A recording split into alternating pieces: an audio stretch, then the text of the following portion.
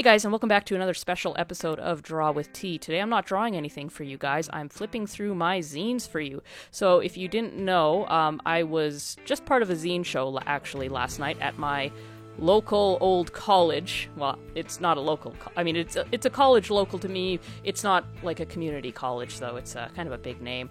So they had a little zine show and I had 3 weeks to prepare. I've never done a market or anything, so I had to make some stuff. Package some stuff together, so I want to give you guys a little flip through. I'll also talk about the market at the end of this video and show a little clip of my setup and all that. I unfortunately wasn't able to take much footage or anything because everybody wanted to talk to me because I was dressed up as a knight. Wonderful, I know. So the theme here for my zines, they were all to do with Casimir, which is the story I'm writing.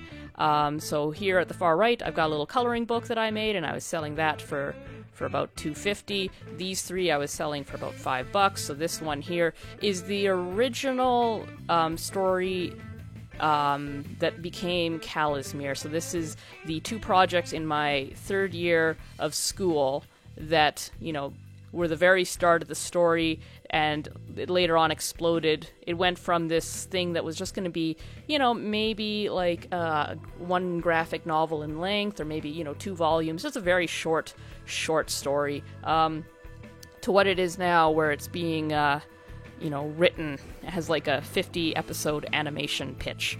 So let's flip through these. Also, I'm probably going to be setting up a store online to sell these. So if you're interested, let me know. I still have a lot to research when it comes to stores because I'm not really able to sell a lot of stuff, so I can't pay fees or anything. But we'll talk about that a little bit more later. This is the coloring book. It's printed on 65-pound paper, so cover stock, and it's called Coloring Book Heroes because it's got all the art in here is of the 4 main characters, which is Tristan, Yzette, Stormscreech the Griffin, and Humphrey the Dragon. So we got, this little front image. Got some words here kind of explaining Casimir.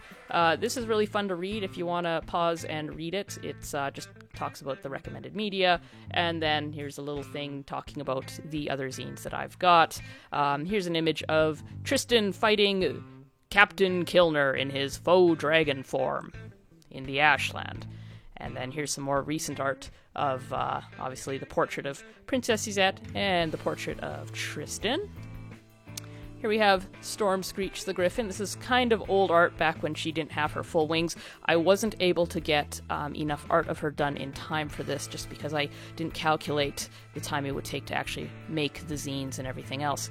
Here we got some art of Humphrey the Dragon. Here we've got a 2-page spread of the Tristan in her kind of older design of armor staring at her helmet. I quite like this piece. I'm not sure if anybody else does, but it's quite artistic, I think.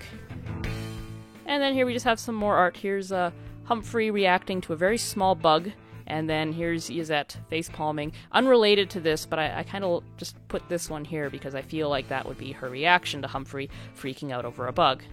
And then Tristan in her quote-unquote crap or rusty armor design, and then just some information about me. It's also fun to read if you want. And on the back, just another one of Yzette. So that's that. That's a book that I'll probably be selling for $2.50. This one, I'm still not sure settled on the price. Originally, I was going to offer it for a single $1, but a lot of people were saying that was far too low. That being said, nobody bought them, so maybe they should just be $1. But I think maybe even maybe $2. $2.50 was kind of what everybody, after discussing with people, they felt that was fair. So we'll see, of course. That doesn't include shipping, so that might change things. Okay, so let's move on to the next one. Let's do this one. All right, so this is the original 2 stories that became Casimir. So just a quick origin story of Casimir. In my third year of college, I quite literally had a dream about this story of a knight and a princess. And of course, being a literal dream, there's a lot of it that didn't make sense and a lot of plot holes, but there was enough there that I could kind of cobble together a loose plot about this female knight who was off to rescue a princess because the evil king sent her to do so because she was caught, I don't know, screwing stuff up, trying to oust this evil king, and, you know, like, reinstate the true king or something like that. The story, that part of the story was a little rough and full of plot holes back in this era. So here we've got a little bit of words that talk about stuff, probably talking about how this project is old. So the first project that we did was a storyboard project, and I just needed something with story, and I'd been working on a different story that was a lot bigger and headier and tackling some other stuff, and it just wasn't getting traction. The story wasn't really there. There were characters, and they were strong characters, but they weren't really doing anything, whereas this idea, this quote-unquote knight and princess idea that I had, at least had something of a plot. It had a knight going to get her childhood friend from this castle, and she faced a dragon. Funnily enough, some of you will know Humphrey from Humphrey's Baggage and some other works I've done. He almost wasn't a character at all. In the early days, I was even debating, you know, is this dragon going to be like a beast, like a dog, or is he going to be like a person? And originally he was just going to, you know, wave them goodbye and stay in his castle as they went off, but then he kind of just was such a nice character, you know, I decided to have him tag along. So anyways, this starts off with Cracombe. Well, this is foreboding as we, you know, panel down, and there's old Tristan. And basically she opens the door, walks on in, you know, interesting decor, you know, and then here, basically, she gets ambushed by Humphrey, but, you know, then he's like, achoo, oh dear. They have a little talk. And you can, of course, pause this to read this if you want, I don't care. You know, and then, you know, boom, boom, boom, and the challenge that he challenges her to so she can get the princess is chess, which you'd probably guessed at this point, given the checkerboards and the decor. So that was the end of that project, and that was all that we really had to do. Then moving on to the comic. So here we've got a continuation. So basically, I should say, after presenting this, all my friends absolutely loved it, and they needed to see, you know, the resolution, and our teacher suggested that we use the next project, the comic project, to expand on our story, as some people had done that before. So I did just that. Humphrey's excited to play chess with somebody. Tristan's not so excited. Of course, the princess is held in the tallest tower. She just shouts, Queen to h4, checkmate, runs off. Humphrey has to check if it's a legal move and says it isn't. Gets mad at being, you know, ripped off and goes boing, boing, boing, boing, making the ground shake. Of course, this is what Tristan sees, chasing behind her. And, of course, up they go, up the tallest tower of the steps. But, of course, Humphrey's quite out of shape. But it doesn't matter because Tristan hits a dead end. Pushes this massive suit of rusty armor onto poor Humphrey. Who sneezes again and breathes fire, which happens to push Tristan through the secret door. Into Yisette's room. And of course her helmet conveniently comes off and they recognize each other because they're childhood friends. And then Humphrey gets kind of that last little slapstick note by like flopping down and just saying, I just wanted to play chess. And yeah, and then there's a picture of me and another about the author section. Now, why Yisette lives behind a secret door, I don't know, because her and Humphrey were friends, but hey, it was a story idea that had a single week to be anything. So yeah, that was the original thing that charmed a lot of people, and I realized I had something there. So of course I moved on to working on Casimir. One of the books on Casimir is this, an art zine. Now, of course, this is just art. It's straight up just art. Here it just talks about, again, what is Casimir, and some other zines that I have, and then it's basically just some concept art. Here we have a project that never got to full fruition. This is actually Tristan's mom when she was a dragon slayer. And then you have, like, this sort of cool shadow of a dragon, you know, dying because she's got a dragon slaying sword or something. And here's some kind of older art of like Tristan and Baldric crossing paths. It's meant to be more metaphorical. Here we talk a little bit about Tristan. Here we talk a little bit about Yisette. Now, I printed these all off at my local library, and as you can see, the quality is perhaps not the best in terms of lining things up. Here we talk about Humphrey. Here we talk about Storm Screech. Here you can see the most atrocious thing about this. That is typical of zines because they are supposed to be low quality, and me thinking that it was a proper zine show, I kind of didn't go to that depth. I'll talk about that a little later, though. Here's the center page. Here we've got the Black Citadel, where Humphrey lives, and here we've got the only image I really have of our villain, Baldric. I'll have to do some more art of him because his look may change. Here's an image of Captain Kilner as the faux dragon. It's kind of out of date. This doesn't really quite make sense in the story anymore, but I quite love this image. It tells a little story of how he totally exploits these little salamanders, and he's got this, like, tail that's kind of got a mind of its own, and I quite like that. Here we've got some other characters that I don't want to talk too much about, because the one on the left may or may not have spoilers. This guy is just straight up evil and works for Baldric. He's, like, probably the most evil character. And yeah, I can't really talk much about Tienin, Fiona, Kjell, no, but there she is appearing, threatening our heroes. This is also one that's a little out of date with the story, but it looks amazing. Here's another one that I really like. I have a version of this hanging on my wall. This is Humphrey during the Dragon War, and this is how he ended up living in the Black Citadel. So a bunch of dragons came and burnt this lush land, and dragon fire is magical, so it's cursed to be awful looking for the rest of its days, and this beautiful, beautiful castle got turned into this awful thing forevermore, and because Humphrey was helping humans and he got caught doing so, he was left by the dragons to live here forever. And just some 4 pieces of art that I combined onto one page because it was that or having to add some extra art and up the cost of this. And then again, another picture of me in my armor. And another thing about me as the artist.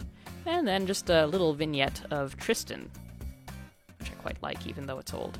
Now, that brings us to the third zine, and possibly the one dearest to my heart, and one I also expect nobody to care about. So this is Kalazmir The Quest Begins, and it is the writing zine that I had on offer, because yes, outside of a little bit of color art, it's basically just writing. It's just writing. So what is this? So this has a little section talking about what is Kalazmir. Again, it's literally the same thing from the other ones. It's got a who's who, because I'll talk about the writing in a section, but it tells you the characters that I believe are mentioned in here. It also mentions some races and some people, some places that are mentioned but not really explained. Here, so basically what this is Kalazmir is divided into 8 parts, or blocks. So this is block 1, introduction, and each block is kind of loosely divided by the geographical place they're in, because it's an adventure story, so there's a lot of adventuring, whether they're in the Ashland, or in the Yeti Mountains, or the Shio Forest. The basic gist of the story is Tristan and Ysette are childhood friends. Ysette is a princess, Tristan is the daughter of a knight. Tristan wants to be a knight, but she's not really allowed because Kalazmir is a little bit sexist at the start of the story. And Ysette doesn't really want to marry a guy and just be a queen that does not much of anything. She wants to rule Kalazmir herself, and that's not really allowed either for reasons that are kind of more detailed here. And both of them are best friends, and they kind of have this solidarity with each other because they're kind of these misfits that want to be these things that they can't. Ysette kind of falls in love with Tristan at, because this montage kind of goes on till they're about 16, and then the evil guy Baldric comes, crashes the party, and ousts the king, and a lot of people are thought dead or dead. Ysette amongst them, at least Tristan thinks she's dead. So then we fast forward 5 years. So 5 years of Baldric ruling, and Tristan's life sucks. Kalazmir sucks. Everything sucks. Tristan decides to stand up to Baldric, and she does so in a very comically bad way because she's not been trained properly to be a knight. She gets caught, but she also gets caught with the king, who's pretending to be a beggar and actually is a freedom fighter, and Tristan actually messes up his plan, and that ends up with both of them captured. But Tristan learns Ysette is alive, and she's used by Baldric. She's basically forced to go fetch Ysette and bring her back so Baldric can marry her. Why he wants to do this is revealed later on in the story, but at the start we believe it's basically because he's just kind of a creepy douchebag who, wants to marry a young, pretty girl. And so Tristan kind of bumbles through that first little part where she's sent off and she's got an escort to make sure, she makes it there and she can betray Ysette and get Ysette to come out of this tower, because I forgot to mention Ysette is alive, but she's way, way off in this far-off tower, which is the Black Citadel, where Humphrey is. It's the princess guarded by a dragon, but everybody's got the story wrong. It's not the dragon that's protecting the princess, it's the princess protecting the dragon. And yeah, so we have a little scene where Tristan finds her magic armor, which is this isn't really what it looks like anymore. This is what it looks like. Tristan finds this magic armor and basically has a little prelude fight with her captors, manages to escape, makes an oath that she's gonna be the hero she's kind of failed to be over these 5 years because she's been a coward. And we kind of end there, and that's kind of like our little pitch into the rest of the story in the second arc, or second block, called Ashland, which isn't here. The document is straight from my working document, so it's written mainly for me, so places aren't described. It's not true screenplay form yet, because these are summaries. These are meant to be summaries. The information here is just enough to tell future me how to expand it into true writing. But there is enough here that I feel like people can read it and enjoy it, and be entertained by it, even if they don't have detailed descriptions of, the nitty gritty of it. Maybe they can, overlook that there are places where I'm like, and then we see here that Casimir is in a state of decay from when it originally was. Anyways, I talked far too long about this one, but I do love this one a lot. So as I said, these 3 zines I'm hopefully selling for $5. I say hopefully because I don't know if anybody wants to buy these. I'm kind of hoping somebody does. I also feel a little bad about the quality of them, specifically this, and thing is I can't offer these for much cheaper because of the price it took to make these and the effort to staple them and everything. I had my hand hurting for quite a few days doing this. So those are the zines, and then of course this little guy would be $2.50. Also at the show, just to kind of interrupt, I was selling these old bracelets that I made. They're chainmail and they're stretchy, and they come in a few styles and colors, and these are literally just some ones that I've grabbed. A lot of rainbow ones in all sorts and varieties, but then some other ones. These I was trying to sell for $10. A lot of people picked them up and looked at them. Nobody was interested. Oh well. These I might also sell online, just because I'm trying to get rid of them, and nobody wants them. Unfortunately, a lot of places sell these for cheaper, because they're okay working as slave labor, and I'm not. But the other thing I offered that was kind of more popularity was these stickers. These I was selling for $1, and they were printed at home, and I feel like that needs to be really stated. You can tell there's some pixelation there, and I'm still trying to figure that out.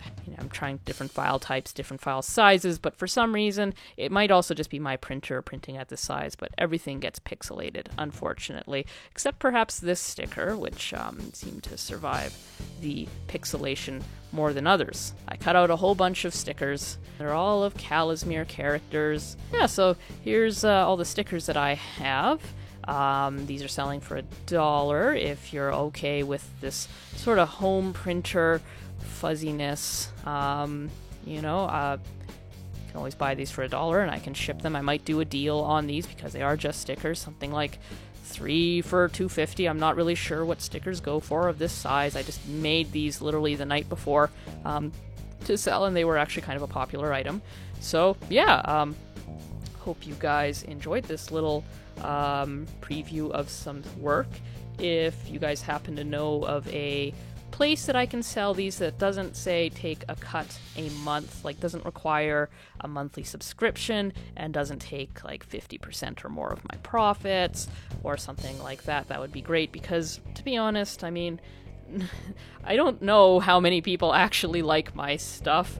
I feel like I've always been the person, people like me as a person, and I am probably like one of the best charismatic people to talk to, but when it comes to my work, nobody wants it at all in any sort of flavor, so I don't want to be paying too many premiums. I want a shop that, is just kind of there, and, I only have to pay something if something's bought, and not by much.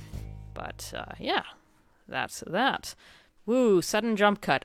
So I know I said that I was going to talk about the show after the video. I'm kind of running out of time, so I can't talk in depth as I was hoping to, but I'm going to show you guys a little clip, the only video clip I was able to take, and then I'm going to show you an image. But here's the little clip. Unfortunately, it's vertical because I shot it for TikTok, and I was going to shoot one for YouTube, but then some people came in and I began talking to them.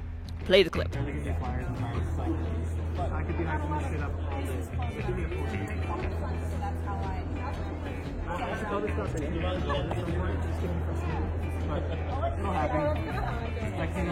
So yeah, that's how I had my my booth set up. I had a half table, and then somebody was beside me. My friend was supposed to be beside me, but she was sick, unfortunately, so she couldn't actually make it. Now, there was a lot of people talking to me, and I was talking to a lot of people because I looked like this. Yes, I went dressed as a knight. Not quite, this knight, because this is very hard to sit in, and this is very hard to talk through, and these hands just are only meant for holding swords. Yeah, the show was fun. It was free to sign up for, and it was great because I got to meet some of my old college friends and other people, got to make some new friends and connections. Hopefully some of those will pay off. The picture is courtesy of, unfortunately, I don't know if he wants to have his name put up here, but I'll have Instagram, it will be, he is working on a medieval comic, and I believe he has chapter 5 coming out. Really cool stuff. He wanted a picture of a knight reading his comic, and I was more than happy to oblige. There are some awesome people there. Actually, surprisingly, not a whole lot of what I would consider true zines, and by that I mean, Genki things made at your local library, or Kinko's if you have a Kinko's. I don't know what Kinko's is. I don't know if we have them here in Canada. We would probably use Staples. Maybe there are Kinko's here, I don't know. So yeah, that sort of stuff, I expected a lot of that. Or I expected a lot of high-end stuff, and it was more the high-end stuff. People who had gotten their books bound professionally and paid, $5 and up for a single book, so they'd have to sell it for 10. A lot of art prints and everything. Also, surprisingly, a lot of people, such as the staff and faculty that worked there, that came and asked me, "Hey, Tegan," because of course they all knew me because I kind of just knew everybody back then. Like, "Tegan, what is this show? And also, why are you dressed in armor?" I'd be like, "Well, teacher, it's because this is a comics market. You didn't know?" And they're like, "No, I didn't. I knew about the insert other event that was happening there. There were actually 3 events happening, a talk by a famous person, the zine thing, and then a show for the something else. I don't know if I should give much information. Only the other show had been advertised. Everything else had not been mentioned, so the turnout was okay. It was mostly people coming to see the talk or the other show that just happened to meander by, or a few people that knew ahead of time to come by. It was nice to see my friends. I'm glad they all made some good sales and stuff. I think I probably did one of the worst, definitely, on the money-making end. I only made $27. I sold 4 zines and 7 stickers, as I said. That's okay. I'm glad I didn't have to pay anything to attend. But I did do a lot of talking, and I do wish, oh man, it would have been nice to have made back my printing money, but that's okay. At least I made it halfway there. Hopefully I can sell some of these online and at least make that back. That'd be nice. And if any of you guys enjoyed these, you can absolutely just email me. You can go on my website and contact me if you can't find my contact information. My website is just my name. Tegan Tulsi. You should probably know that by now. And if you're interested, if you want to get one of these before I set up the store and all that, you can absolutely do that. I can take e-transfer very, very easily if you trust me to ship these out. I can't blame you if you don't, because I am just a voice on the internet.